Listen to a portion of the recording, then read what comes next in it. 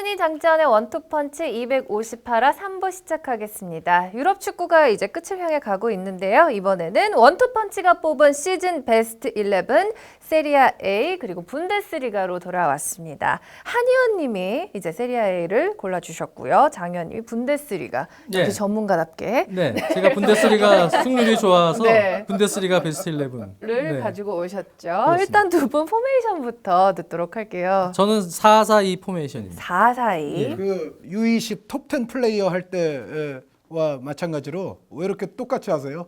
저도 4-4-2. 4-4-2예요? 보통은 근데 장현님이 좀 더 공격적인 그런 포메이션을 좋아하는데 전반기 때 뽑을 때는 확실한 측면 수비수가 안 보여서 3백 네. 났었는데요. 네, 이번에는 측면 수비수 그래도 좀 보여서 4백으로 바꿨습니다. 네, 알겠습니다. 네. 자, 그러면은 선수부터 들어볼게요. 우리 골키퍼부터. 네, 키퍼는 전반기 때처럼 그대로 밀고 나가겠습니다. 올리버 바우만 키퍼, 호펜하임의 올 시즌 세이브 111개로 분데스리가 1위를 차지했습니다. 호펜하임이 수비가 그렇게 좋다고 볼 수는 없었는데 역시 이 바우만 키퍼의 선방이 또 전체적으로 호펜하임의 상승세에도 많은 일조를 했고 클린시트 경기, 무실점 경기도 11경기로 노이어에 이어서 2위입니다. 물론 노이어 키퍼도 여기 들어가도 됩니다. 그래도 이번만큼은 바우만 키퍼가 기대 이상으로 잘해줬기 때문에 올리버 바우만 키퍼를 아예 시즌 종료 베스트에서 선정을 했습니다. 네. 알겠습니다. 한의원님? 지안루이지 부폰 골키퍼에 대해서 네. 저는 정말 경외심을 갖고 있습니다. 네. 항상 제가 정말 극찬에 맞지 않지 않습니까? 근데 그 리그 한정에서는 지안루이지 돈나룸마 선수에게 주겠습니다. 그러니까 밀란이 정말 올 시즌에도 어려웠죠. 어려운 시즌인데 이 돈나루마 선수가 결정적인 아주 놀라운 세이브들을 곳곳에서 아주 잘해주면서 물론 이제 부폰 선수에게는 아직 챔피언스리그 결승전이라는 아주 큰 무대가 남아 있습니다만 어찌됐건 리그 한정으로는 그 어린 돈나룸마 선수에게 준다. 특히 밀란을 많이 그래도 건져냈던 그 공헌을 높이 사서 이 어린 선수가 한 단계 분명히 올 시즌 더 올라왔던 그것을 또 높이 평가를 했습니다. 알겠습니다.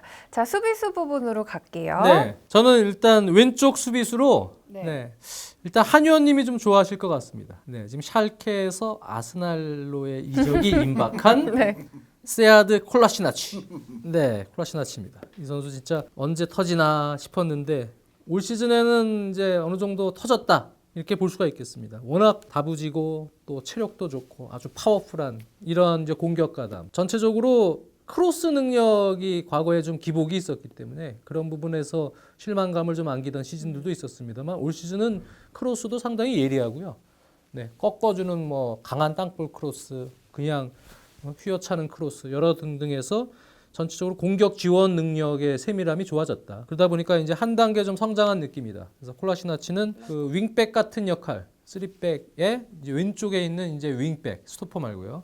윙백 역할로 포진이 돼도 장점을 많이 발휘할 수 있는 선수인 것 같습니다. 이제 측면 수비했고 센터백의 첫 번째 선수는 니클라스 쥘레, 호펜하임의 센터백인데요.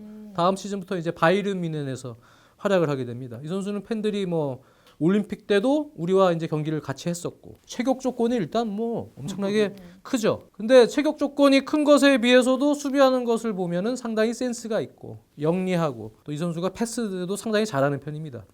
그래서 빌드업에서도 쥘레 선수는 여러 가지로 장점이 많다. 그래서 바이른 뮌헨 가서 제가 보면 훈멜스 같은 선수에게 잘 배우면 또 한 단계 성장할 수 있는 또 그러한 잠재성도 있다. 그래서 니클라스 쥘레 선수를 선정을 했고요. 또 한 명의 선수는 훈멜스. 훈멜스. 네, 별로 설명이 필요 없을 것 같습니다. 훈멜스를 선정했고 오른쪽 수비는요. 야, 이 선수를 넣을까 다른 선수를 넣을까 하다가 넣었습니다. 필립 람.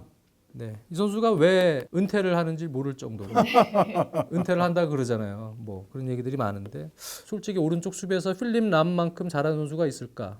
뭐 사실 확실히 눈에 띄지 않습니다.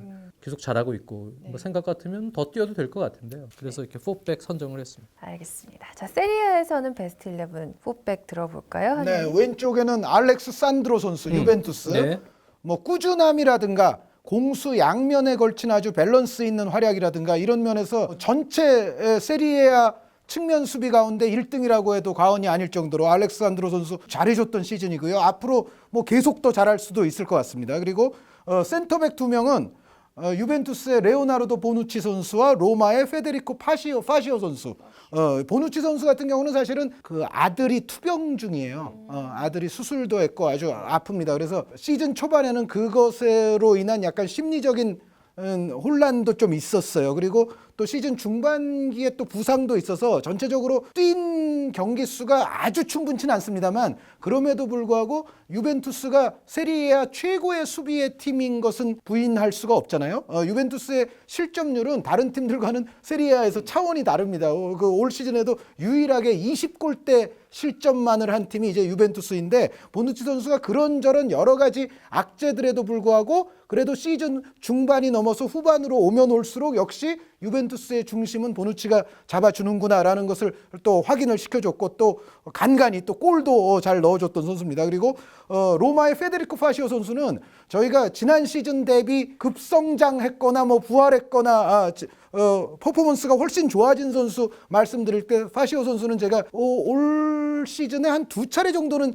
얘기를 했던 것 같아요. 그러니까 토트넘에서 정말 저 선수 뭐야 뭐 이런 소리를 듣던 선수가 로마에 와서 세비야 때에 아주 좋았던 시절을 재현하는 것 이상으로 하고 있습니다. 지금 수비력에 있어서도 아주 인터셉트라든가 이런 부분들이 오히려 세비야 있을 때보다도 더 좋아진 시즌, 거의 뭐 세리에A 최고의 센터백으로 거듭난 올 시즌의 파시오 선수의 모습이었고요. 그리고 오른쪽 측면 수비는 여기는 고민을 좀 많이 했어요. 로마의 브루노 페레스 선수 같은 선수도 있긴 한데 다니 알베스 선수로 하겠습니다. 다니 알베스 선수가 보누치 선수가 경기 수가 조금 적다는 말씀을 드렸습니다만 알베스 선수도 사실은 지난 연말 쪽에 이제 부상 좀 장기 부상이 있어가지고 알베스 선수 뛴 경기 수가 20경기가 채 안 돼요. 그런데 그런 선수에게 줘도 되느냐? 제 결론은 줘도 된다입니다. 알베스 선수가 어찌됐건 뛴 경기들에 한해서만큼은 최소한 우리가 이제 평점이라고 예를 들어 이야기할 수 있을 때 정말 평균적으로는 높은 평점이라는 생각이 들고 뭐 요즘 보면은 뭐 대회 가리지 않고 잘하는데 세리에A로 한정하더라도 알베스 선수 뛴 것만 따져서 평균 냈을 때는 알베스 선수가 타야 된다. 다른 선수가 알베스 선수를 넘지 못한다. 아까 뭐 람 선수 왜 그만두는지 모르겠다 말씀하셨지만 알베스 선수도 정말 나이를 잊고 앞으로 계속 더 잘해주기 바랍니다. 네. 자, 이렇게 둘이고 수비 라인 살펴봤고요. 이제 중앙으로 오겠습니다. 미드필더. 파지오 선수 얘기를 해서 이제 생각이 났는데 프리미어리그에서 이렇게 별 볼 일 없는 선수들이 세리아 가면 잘해요. 네. 네, 그렇잖아요. 왜 그렇다고 생각하세요? 모르겠어요. 왜 그런 걸까요? 왜 그런지는. 네. 그래서 세리아가 어떻게 보면은 약간 프리미어리그 선수들 갱생리그. 갱생리그. 재활했다. 재활했다. 부활했다. 네, 그런 느낌도 듭니다. 네. 저의 분데스리가 베스트 미드필더는요, 왼쪽 미드필더로 라이프치히의 돌풍의 주역이죠, 에밀 포스베리. 네. 자격이 있죠. 그렇습니다. 전반기 때도 이 선수 선정했는데 거기서도 기록은 계속 유지가 됐어요. 네, 전반기 활약도 아주 임팩트가 컸습니다만 후반기도 그래도 그럭저럭 유지를 잘했다. 8골과 19개 어시스트. 네, 어시스트는 뭐 그냥 압도적으로 상당히 많은 기록을 했습니다. 네. 뭐 이 선수는 글쎄 과거에도 말씀을 드렸습니다만 상당히 센스가 좋고 킥력, 또 움직임, 득점력, 뭐 여러 가지 성실한 면 이런 부분에서 라이프치히의 어떤 전술적 움직임에도 네. 상당히 도움을 많이 주는. 이 라이프치히가 약간 4-2-2-2처럼 운영이 되거든요. 운영이 될 때. 거기서 이제 중앙으로 오면서 창의적인 플레이도 해주고 일단 어시스트가 이렇게 많으니까요. 네, 팀에 정말 많이 도움이 됐어요. 이 득점을 하는 데 있어서 라이프치히가. 중앙 미드필더는 첫 번째 선수가 티아고 알칸타라. 네. 진짜 바이른 뮌헨에서 이 선수 없었으면 네, 전체적으로는 조금 노쇠화되고 있는 기미가 있었거든요. 초반에부터 알론소 선수도 약간 그런 기미가 있었고, 근데 티아고 알칸타라가 전반기 때는 뭐 정말 최고의 활약을 했고 그 이후에도 꾸준하게 좋은 활약을 유지를 해주면서 티아고 알칸타라는 뭐 바이른 뮌헨 우승에 큰 일조를 했다. 그래서 중앙 미드필더로 뽑았고요. 그리고 또 한 명의 중앙 미드필더 역시 라이프치히 돌풍의 주역 나비 케이타. 네. 같이 공격 가담도 해주고 수비 가담도 열심히 해주고 공수에서 아주 종횡무진 맹활약을 펼쳤죠. 네, 그래서 나비 케이타 선수는 꼭 들어가야 된다. 그리고 마지막 오른쪽 윙어로 조금 고민을 하긴 했습니다. 근데 저는 개인적으로 아르헨 로벤에게 줬습니다. 그럼요. 네. 로벤 옹원테 가야죠. 네. 로벤 선수가 무엇보다도 초반 스타트는 약간 4라운드부터 뒤늦게 시작을 했습니다만 그래도 다른 시즌에 비해서 바이른 뮌헨 팬들이 좀 편안하게 봤다. 로벤을. 중간에 다치는 횟수가 좀 적고 꾸준하게 그래도 경기를 출장을 했기 때문에 올 시즌 그러면서 12골과 8개 어시스트. 해줬고요. 그리고 항상 이제 무언가 좀 어려울 때 그래도 분위기를 바꿔주는 득점 혹은 돌파 활약 이런 것들을 항상 로벤이 해줬어요. 그래서 바이에른 뮌헨에서 로벤 선수는 이번 시즌은 들어가야 되지 않느냐 넣습니다. 우스망 덴벨레에겐 좀 미안합니다. 네. 세리아에 살펴보도록 하겠습니다. 네, 세리아 왼쪽에는 처진 스트라이커나 뭐 공격형 미드필더 스타일이기는 하지만은 아탈란타의 파푸 고메스 선수, 네, 파푸 고메스. 알레한드로 파푸 고메스 선수. 이 알레한드로 고메스 선수도 제가 그 올 시즌 괄목할 만하게 활약한 선수 말씀을 드릴 때 언급을 이미 한번 했던 선수이기 때문에 뭐 길게는 설명 안 드리겠습니다만 어찌됐건 아탈란타가 일단 올 시즌에 지금까지도 5등입니다.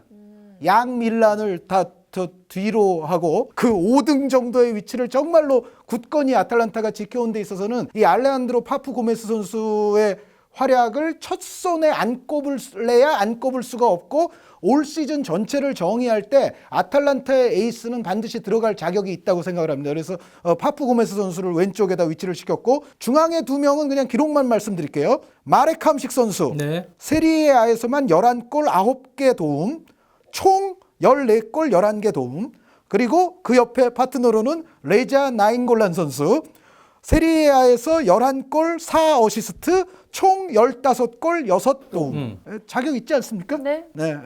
마레캄식, 레자 나인골란. 나인골란 선수는 올 시즌 이제 완전히 정점에 오른 모습이에요. 그러니까 커리어 하이라고 볼 수가 있고 앞으로 더 잘할 수 있을지가 조금 이제 궁금한 어떤 흥미거리 중에 하나인데 함식 같은 선수는 뭐 항상 잘해 왔습니다만 올 시즌에도 역시 나폴리의 아주 기둥 역할을 잘했습니다. 그리고 아주 멋진 골, 또 놀라운 골들도 올 시즌에도 또 뿜어내주면서 나폴리의 또 고공행진에 있어서 함식 선수가 올 시즌에도 꾸준하게 정말 활약을 계속 잘해줬다는 생각이고요. 그리고 오른쪽 측면 미드필더에는 사실 공격수로 많이 뛰었었는데 공격수 또 두 명을 투톱을 넣어야 되다 보니까 이 선수를 오른쪽에 놨습니다. 드리스 메르텐스 선수. 네.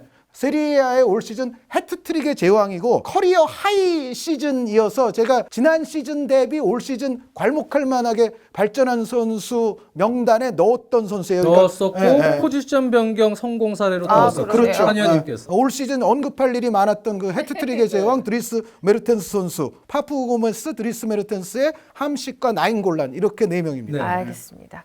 자, 이제 공격수 살펴봐야겠네요. 공격 투톱입니다. 네. 레반도프스키와 오바메양. 뭐더 이상 설명이 네. 그다지 필요할 것 같진 않아요. 모데스트 선수도 네. 고민을 했는데 레반도프스키는 들어가야 될 것 같고 오바메양은 들어가야 될 것 같아요. 그래서 두 명 이렇게 기용을 했습니다. 뭐 이견이 없을 것 같아요. 알겠습니다. 자, 세리아에서 최고의 공격수는 누군가요? 세리에아는 사실 공격수가 좀 많죠. 에딘 제코와 곤살로 이과인입니다. 네.